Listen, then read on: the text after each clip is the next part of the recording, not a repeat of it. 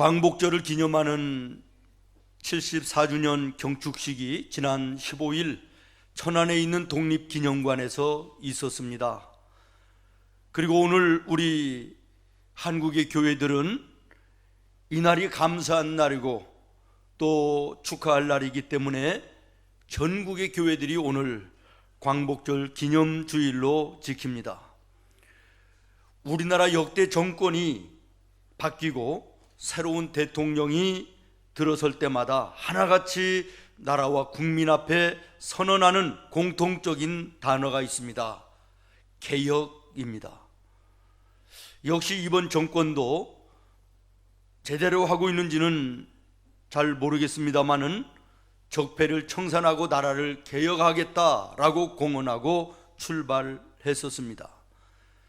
개혁이라고 하는 단어는 참 좋은 말입니다.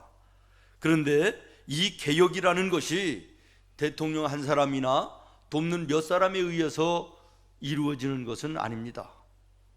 성경에서도 보면 여러 개혁이 나오는데 대표적인 두 개의 개혁이 있습니다. 하나는 열왕기하 22장의 요시야의 개혁 운동이었고, 두 번째는 오늘 본문의 느헤미야의 개혁입니다. 그런데 요시야의 개혁은 실패했고 느헤미야의 개혁은 성공했습니다. 이 두 사람의 개혁의 의지는 동일합니다. 그럼에도 불구하고 요시야의 개혁은 실패하고 느헤미야의 개혁은 성공했습니다. 요시야의 개혁은 뜻은 좋았지만 백성들의 공감을 불러일으키지를 못했고, 느헤미야는 온 백성들의 마음을 감동시키고 하나 되게 하는 아름다운 개혁이 이루어졌다는 것이죠. 저는 오늘 74주년 광복절을 지나면서 성공한 개혁자 느헤미야를 생각하며 우리 함께 은혜를 나누고자 하는 것입니다.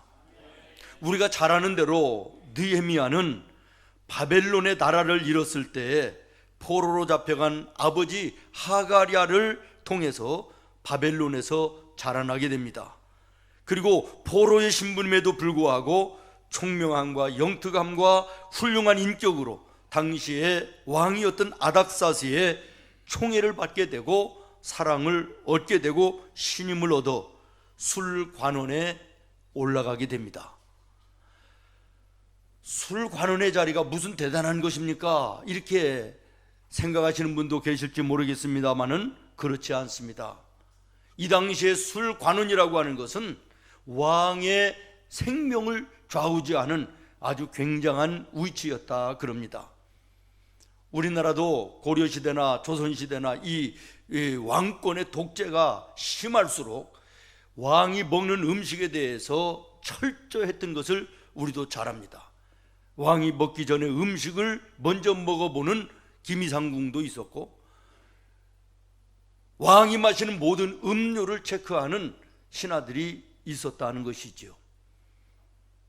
왕의 생명, 왕의 먹는 음식을 좌우하는 사람이라면 왕이 가장 신임하는 사람, 사랑하는 사람이 아니고는 맡기지를 않는다라고 하는 것인데, 포로의 위치에 있음에도 느헤미야는 왕의 술 맡은 관원이 됐다.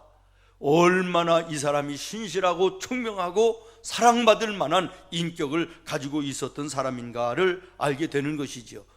주석에 보니까 이 술 맡은 관원은 그 당시에 최고의 권세를 가지고 있는 사람이라고 이렇게 기록하고 있고요. 오늘로 비교하면 청와대의 대통령 비서실장 같은 그런 위치였다라고 이렇게 얘기하고 있습니다. 그런데 어느 날 이 느헤미야에게 한 슬픈 소식이 들려옵니다. 2절로 3절입니다. 2절과 3절 같이 한번 읽겠습니다. 시작. 내 형제들 가운데 하나인 하나니가 두어 사람과 함께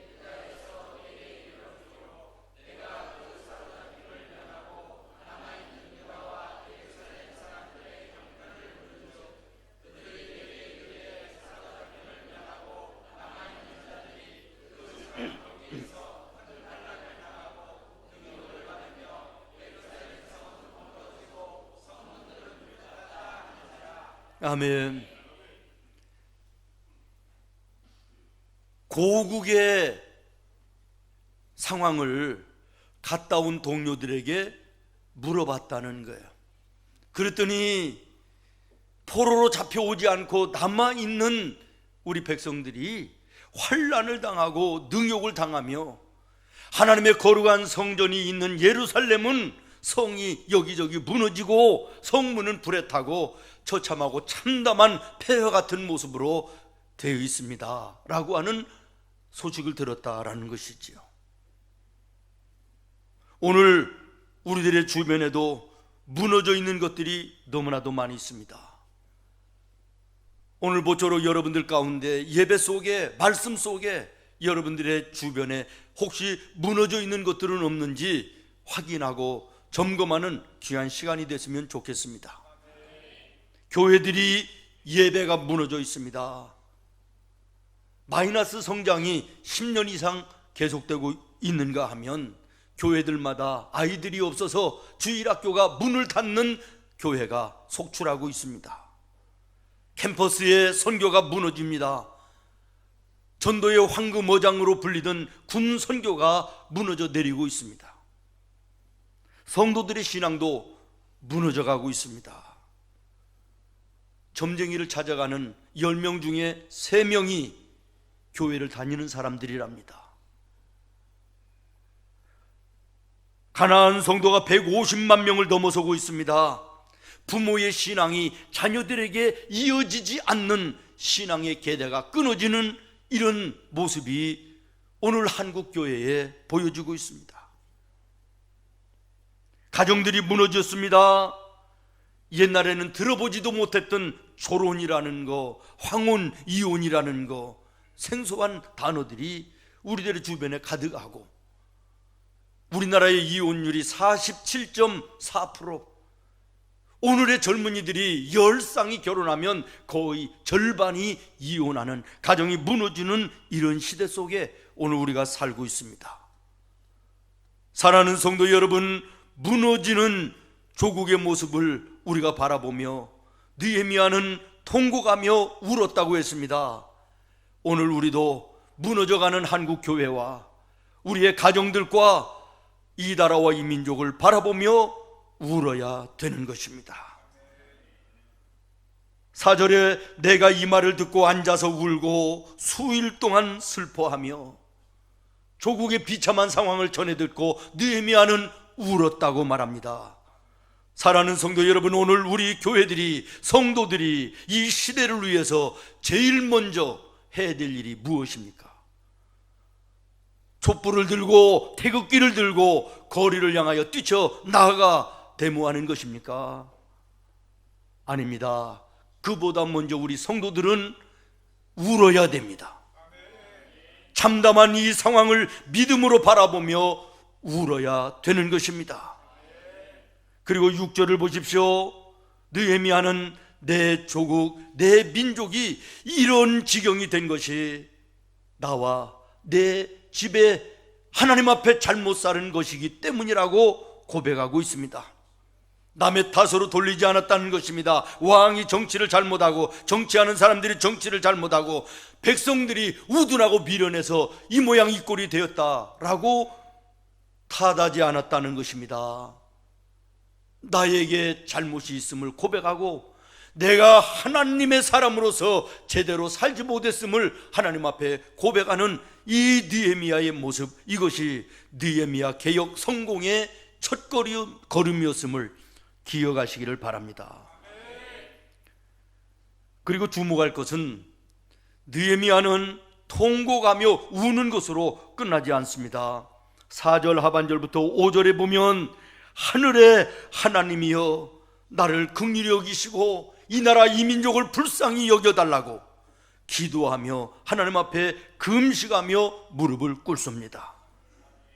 느헤미야가 드렸던 기도가 어떤 기도입니까? 하나님 긍휼히 여겨 주시옵소서, 하나님의 긍휼을 구하는 기도입니다. 자신과 민족의 죄에 대해서 회개하며 자복하는 기도입니다. 크신 하나님의 크신 은혜를 소망하는 기도입니다. 그리고 마지막은 헌신의 기도입니다. 하나님, 이 무너진 우리 조국의 모습을 위해서 내가 뛰어들기를 원합니다 라고 하는 헌신의 기도인 것입니다. 여러분, 성경을 한번 보십시오. 믿음의 위대한 인물들은 하나 같은 공통점이 있습니다. 애국자였다라는 것입니다. 느헤미야뿐만 아니라 예레미야는 눈물의 선지자라고 별명이 붙을 정도로 나라와 민족을 위하여 눈물을 흘리며 기도하던 기도의 사람이었습니다. 조국을 사랑하던 애국자였습니다. 다니엘도 마찬가지입니다. 나라를 빼앗기고 36년 동안 고통당하던 이 나라와 민족을 위하여 우리의 선배 신앙인들은 눈물로 기도하고 회개하며 금식하고 나의 잘못임으로 알고 무릎 꿇었던 우리 믿음의 선조들의 눈물이 오늘 이 광복의 기쁨을 우리에게 준 것이지요. 예수님도 조국 이스라엘을 위해서 눈물을 흘리셨습니다. 감람산에 올라갔다 내려오시며 무너지는 예루살렘을 바라보며 예루살렘아 예루살렘아 암탉이 새끼를 날개 아래 모은 것 같이 내가 너희를 모으고자 한 것이 몇 번이더냐. 무너져 내려가는 망해가는 나라와 민족을 바라보며 눈물을 예수님도 흘리셨다고 성경에 기록하고 있습니다. 사랑하는 여러분, 우리 주변에 지금도 무너져 내리는 성벽의 소리들이 너무나도 많이 있는데 우리의 심령이 굳어지고 영과 눈과 귀가 둔감해져 이 소리를 보고 듣지 못하는 우리의 모습은 아닙니까? 느헤미야는 열린 귀로 이 소리를 들었습니다. 열린 눈으로 이 모습을 보았습니다. 오늘 광복 기념하는 예배에 참석한 나와 여러분 모두가 성령을 통하여 귀가 열리고 눈이 열리고 그래서 이 무너져가는 한국의 교회와 그리고 이 나라 이 민족을 다시 한번 바라볼 수 있는 은혜가 있기를 예수님의 이름으로 축원하고, 여러분의 신앙은 견고한지, 여러분의 가정은 무너진 것이 없는지, 여러분의 자녀들은 무너진 것이 없는지, 여러분의 신앙, 여러분의 사업의 현장이 무너져가는 모습은 없는지 점검하시기를 바랍니다. 다시 말씀드립니다. 교회를 다닌다고 하는 사람들 가운데 10명 중에 3명이 점쟁이를 찾아가서 점을 치는 10명 중에 3명이 교회 다니는 사람이래요. 놀랍지 않습니까? 더 놀라운 것은 교회를 다닌다라고 하는 70%가 자기 자녀들의 결혼을 앞에 놓고 사주를 보고 궁합을 본다는 거예요. 얼마나 부끄러운 일입니까? 저는 그런 분을 봤습니다. 명색이 집사인데 아들의 결혼식이 윤달이 꼈다고 결혼식을 옮기는 것을 봤습니다. 이사 날짜를 바꾸는 성도들도 있는 것을 보았습니다. 이게 그야말로 교회를 다니는 거지 예수를 믿는 것입니까? 신앙인일 뿐이지 성도는 아니지 않습니까? 참 가슴 아픈 것은 어느 신학교 기숙사에서 학생들이 새벽 예배를 강조하고 새벽 예배에 빠지면 학점을 안 준다, 이것 때문에 국가인권위원회에다가 제소를 해가지고, 그래도 안 놀라서 한 가지 더 얘기하랍니다. 심지어는 어느 골빈, 제가 얘기했습니다. 골이 비었다고. 골빈 목사는 개척을 해야 되겠는데 어느 지역에 했으면 좋겠는가 점쟁이를 찾아가서 점을 쳤다라고 하는 확인되지 않은 사실이 있는데 얼마나 안타까운 얘기인지, 또 돌아다니는 얘기가 되기를 원하지만 오늘 이것이 우리 한국 교회와 성도들의 현실이다라는 것이에요. 여러분, 그러면 오늘 우리 대한민국의 형편은 어떻습니까? 급변하는 정세로 인해서 주변 국가들과의 대립과 충돌하는 모습들이 그 위험의 수위를 넘어서 국민들을 긴장시키고 있지 않습니까? 사드의 문제로 중국과의 관계가, 중국에서 관광과 경제적인 제재가 있어 보이지는 않지만 은근히 우리나라의 경제를 압박하고 지금도 변함이 없이 어려움을 당하고 있습니다.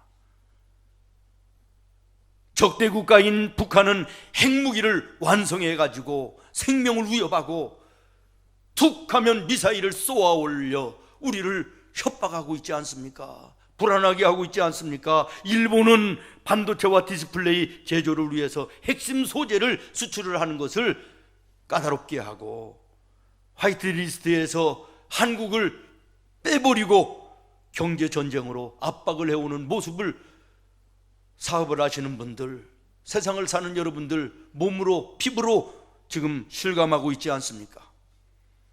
러시아는 군용기를 띄워서 중국과 함께 한국의 방공식별구역까지 침범해가지고 우리나라와 일본의 갈등에 기름을 붓고 주권을 침해하고 있습니다.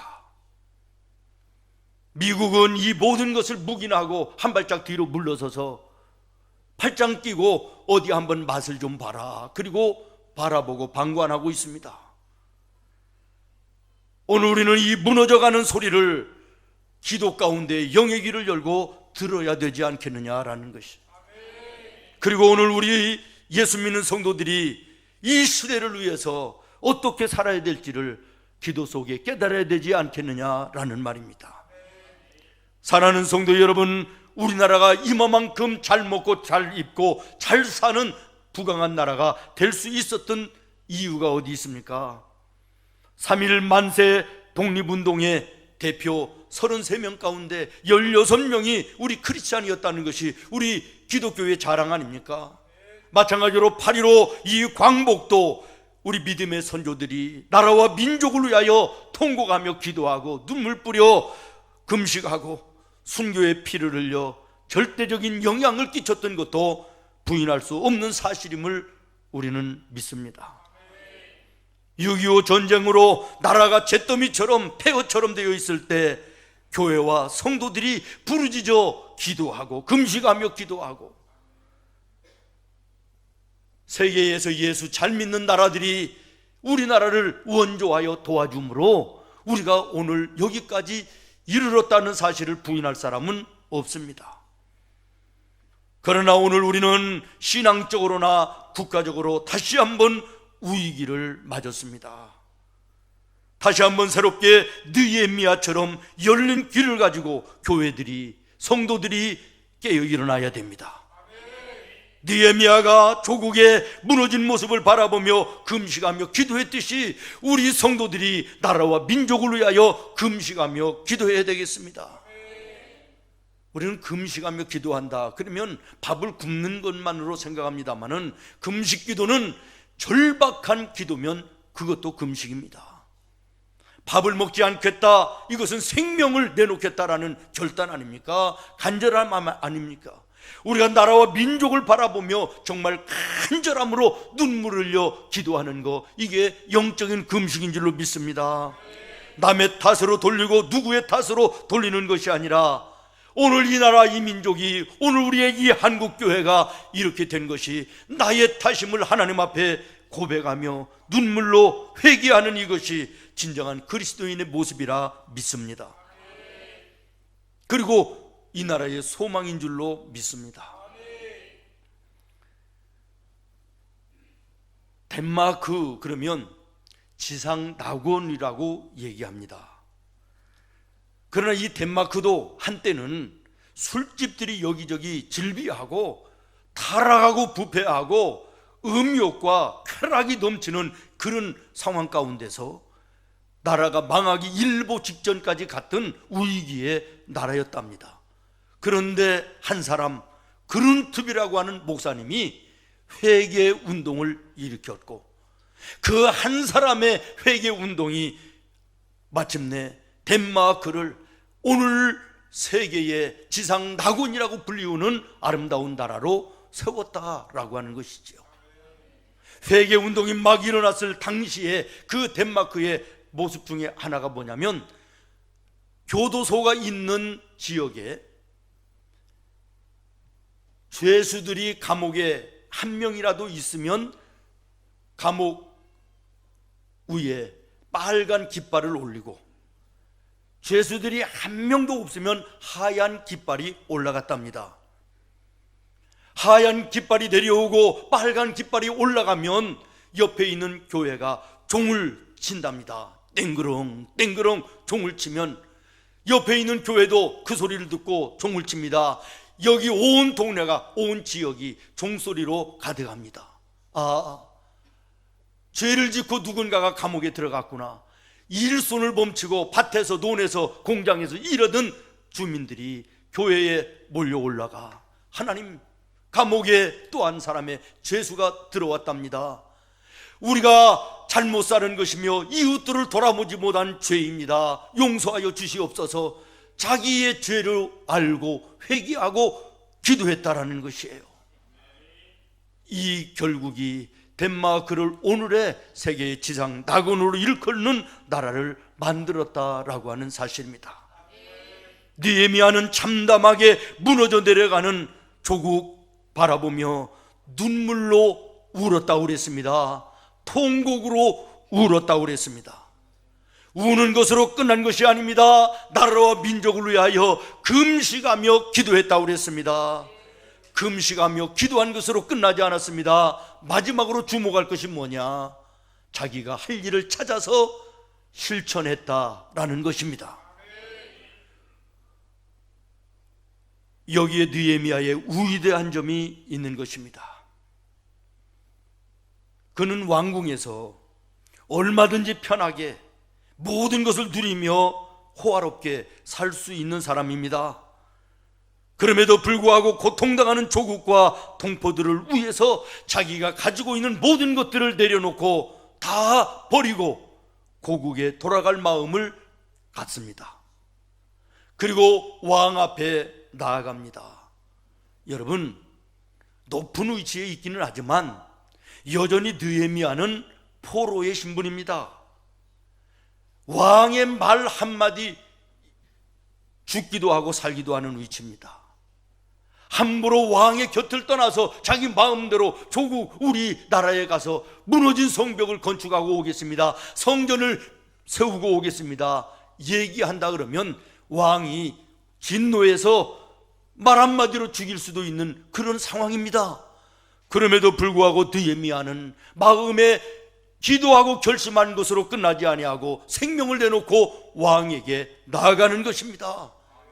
왕이여, 나의 조국이 이런 상황에 있습니다. 내가 가서 무너진 성과 하나님의 성전을 재건하기를 원합니다. 하나님께서 아닥사스다 왕의 마음을 감동하여 주시고 느헤미야를 보냅니다. 보내는 것만이 아니라 가서 세울 수 있는 모든 재료들과 사람들을 붙여서 함께 보내는 것입니다. 느헤미야가 이스라엘에 넘어왔습니다. 성령에 감동된 사람들이 여기저기에서 일어나 온 국민들이 이 느헤미야의 개혁을 도와 무너진 성을 다시 쌓습니다. 무너진 하나님의 성전을 다시 건축합니다. 승리하게 된 줄로 믿으시기를 바랍니다. 오늘 우리는 느헤미야의 이 모습이 오늘 나의 모습이 되어야 되겠다라는 거예요. 무너져 내려가는 이 한국 교회와 이 나라와 이 민족을 바라보며 먼저 우리가 눈물을 흘릴 수 있어야 되고, 거기에서 끝나는 것이 아니라 금식하며 기도하는 자리까지 나가야 되고, 거기서 끝날 것이 아니라 내가 할 수 있는 것을 찾아서 실천하는 여기까지 나아가는 것이 애국이다라는 것입니다. 나라를 망하게 하는 두 가지의 적이 있답니다. 첫 번째 적은 외부의 침입이고 두 번째 적은 내부의 적이랍니다. 내부의 적이라고 하는 것이 더 무섭다는 거예요. 내부의 적이라는 것은 뭐냐면 양심이 타락하고 부패하고 부정과 거짓과 그리고 윤리와 도덕이 땅에 떨어져 음란하고 쾌락을 쫓는 이런 것들이 내부의 적인데, 외부 외세의 침략, 외부의 도전보다 더 무서운 것이 내부의 적이다. 상당히 오래된 얘기지만 너무 인상 깊어 잊혀지지 않습니다. 지금은 탈북자들이 엄청나게 많이 있지만 탈북이 막 시작됐을 때 어느 탈북자가 방송에 나와서 인터뷰하는 내용을 제가 들으면서 얼마나 마음이 찢어지고 그 얘기를 마음에 품고 얼마나 하나님 앞에 울면서 기도했는지 모르겠습니다. 나는 자유를 찾아서 배고파서 잘 먹고 잘 살라고 남한으로 생명을 걸고 탈출해서 넘어왔다는 거예요. 그래서 남한에 내려와서 보니까 북한의 사람들은 다 미쳤고 남한의 사람들은 다 썩었다는 거예요. 그러면서 뭐라고 얘기하는지 아십니까? 미친 개와 병든 개가 싸우면 누가 이기겠습니까? 남한의 사람들은 내가 와서 보니 다 썩었다는 거예요. 부정과 부패와 타락과 음란한 것과 이 모든 것들 신물난다는 얘기예요. 그 속에 예수 믿는 우리도 포함되지 않겠습니까? 우리 교회도 포함되는 거 아니겠습니까? 사랑하는 성도 여러분, 오늘 우리가 할 일이 무엇입니까? 나라를 망하게 하는 외부의 적들을 대항해서, 다시 말하면 중국과 러시아와 일본과 우리가 나가서 싸울 수 있는 이런 상황은 아니지 않습니까? 그러나 더 무서운 적인 이 음란과 정욕과 타락과 부패와 도덕의 양심이 마비된 이런 것들은 나 혼자 싸워서 내가 할 수 있는 부분이 아니냐라는 것이에요. 나라를 망하게 하는 이 내부적인 적은 처단하기는 간단합니다. 예수를 제대로 믿으면 되는 것이에요. 성도답게 살면 되는 것이에요. 예수님이 말씀하시고 예수님이 삶으로 우리에게 보여주셨던 그 삶, 나보다 남을 낫게 여기고 섬기며 봉사하고 헌신하고 희생하고 용서하고 사랑하고, 우리가 교회로서 성도로서의 삶만 제대로 살면 내부의 적은 해결되는 것입니다. 내가 온 동네 전부 다 쓸고 닦아 깨끗한 동네를 만들 수는 없지만 내 집 문 앞이라도 내가 깨끗이 쓸면 옆집도 그 모습을 보고 우리 집이 더럽구나, 우리 집도 썰어야 되겠다, 앞을 썰고 옆집도 썰고 쓸고 그러다 보면 모든 동네가 깨끗한 동네가 될 수 있지 않겠습니까? 오늘 우리가 나라와 민족 거대하고 거창하게 생각하지 말고 나 한 사람이 예수 제대로 믿으면, 성도의 삶을 제대로 살면 그로 인하여 나와 함께하는 내 가정이 살아날 것입니다. 우리의 가정이 살아나면 가정들이 모여진 교회가 세워질 것입니다. 교회들이 세워지면 옆에 있는 교회도 깨어 일어날 것입니다. 새롭게 될 것입니다. 이것이 넘쳐나면 이 나라, 이 민족이 소망이 있는 것이 아니냐.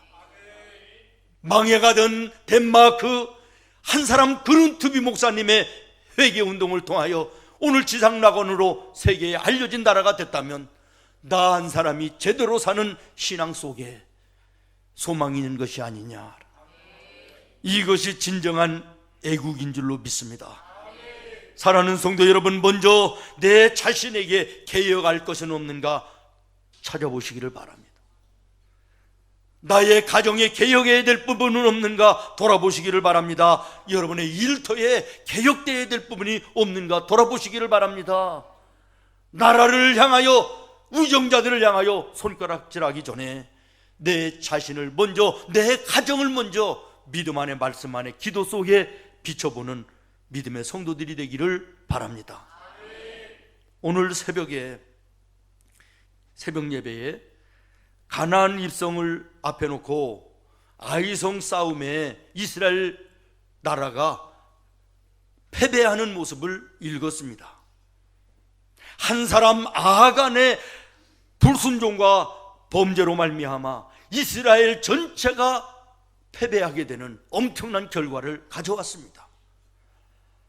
다시 말하면 나 한 사람의 죄악이, 한 사람의 불순종이, 한 사람이 나인 내가 예수를 제대로 못 믿는 그것 때문에 내 가정이 무너질 수도 있다는 사실이고, 내가 섬기는 믿음의 공동체인 교회가 무너질 수도 있는 것이고, 내가 소속되어 있는 내 삶의 현장이 무너질 수도 있다는 얘기 아니겠습니까? 그러나 반대로 뒤집어 나 한 사람이 제대로 된 삶을 믿음 안에 살면 나 때문에 내 가정이 살 수 있다는 것입니다. 우리 교회가 살 수 있다는 것입니다. 이 나라와 이 민족이 희망과 소망을 얻을 수 있다는 것입니다.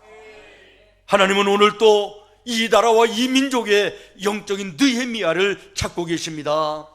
교회의 영적 느헤미야를 찾고 계십니다. 여러분의 가정에 영적인 느헤미야를 찾고 계십니다. 하나님이 찾으시는 그 영적인 느헤미야가 내가 되기를 원합니다. 여러분이 되기를 원합니다. 기도하겠습니다. 하나님,